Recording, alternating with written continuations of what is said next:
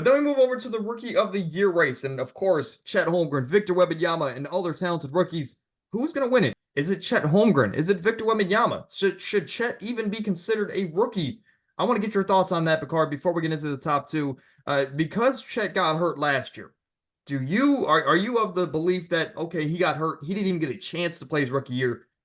Should he still be in this running? Or do you think that, hey, injuries are part of the game, it happens, and unfortunately, you missed out on your rookie season? Which side of the coin are you on? Do you think Chet should be a rookie, quote unquote, this year against other guys that are actually rookies?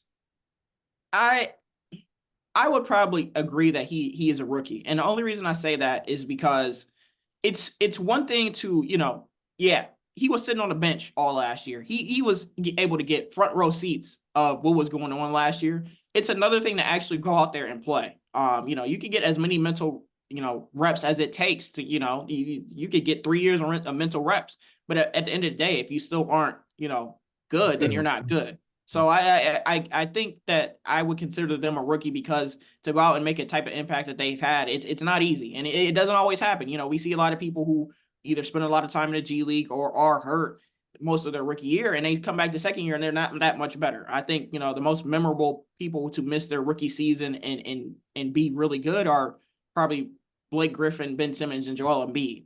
Those are the only three I can think of off the top of my head. So you still got to give these guys credit. They still got to go out and execute. And that's probably why I believe that they're rookies because they also haven't been adjusted to that NBA game speed yet. They can practice, but it's another thing stepping out on that court come live ball and going out there and competing. With that being said, who's that number two for you? Chet Holmgren. That This Holmgren is is that number two? Of he course. is. He's at number two. This is somebody who earlier in the season he was probably number one. Because it goes There back was a to stretch, yeah. where the Thunder were or how the Thunder were playing and how he was playing compared to where they should have been. And Chet, he looked like a top five big man for a few weeks. Like he really looked like he was that good. And not taking anything away with him. I still think he is really good. He's just kind of cooled off a little bit. I wouldn't even say cooled off. I think he's more so filling in the role that the Thunder need him to play right now, and that's protecting the paint and shooting the three ball really well. And when you have a generational talent like who we have at number one, it's always going to be hard to be Right. above that guy, especially when you have a better team around you. So you have to do less. So it doesn't always show up on paper. It's another one of those things. If you watch Chet play, he is really good. He doesn't look like a rookie out there. I will give you that, but neither does the number one guy on our list. Yeah. So Yeah. I think that's why we both have Chet too.